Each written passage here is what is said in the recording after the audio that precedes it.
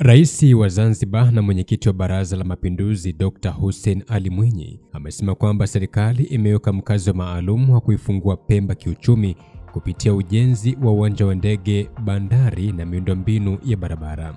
Dr. Mwinyi amesema hayo alipozungumza na ujumbe maalum wa serikali ya Uingereza ukiongozwa na Kate Osmore, ujumbe maalum wa biashara wa serikali ya Uingereza kwa Afrika Mashariki uliofika Ikulu Juni 11, 2025.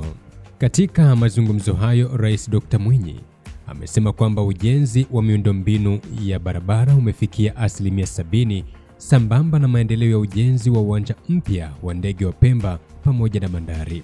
Amefahamisha ujumbe huo kwa kuchelewa kufunguka kiuchumi kwa kisiwa cha Pemba kumetokana na ukosefu wa miundombinu ambayo ndio chachu ya maendeleo ya ukuaji wa uchumi katika taifa lolote duniani.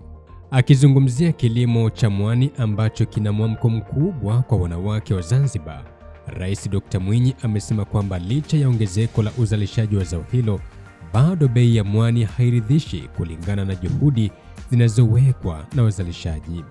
Ameutaka ujumbe huo kuangalia njia bora ya kuwawezesha wazalishaji kwa kuongeza thamani ya zao hilo. Aidha, Rais Dr. Mwinyi ametoa rai kwa ujumbe huo kwamba Zanzibar bado inahitaji wawekezaji zaidi kutoka sekta binafsi ili kufikia dira ya maendeleo ya Zanzibar ya mwaka 2050. Kwa upande wake, balozi wa Uingereza nchini Tanzania, Balozi Maureen Young, amempongeza Rais Dr. Mwinyi kwa kasi ya maendeleo yanayofikiwa Zanzibar katika sekta mbalimbali za uchumi na kuahidi kuendeleza ushirikiano kati ya pande hizo mbili.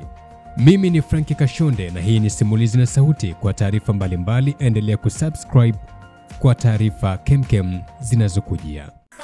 Wateja wako watarajiwa wanaangalia video hii. Kama biashara yako ingeonekana pamoja na unachokiangalia sasa, wengi wangegeuka kuwa wateja wako wapya. Tuandikie sasa info@snstz.com au WhatsApp pekee 0659 250 389. Tuifikishe biashara yako kwa wana SNS.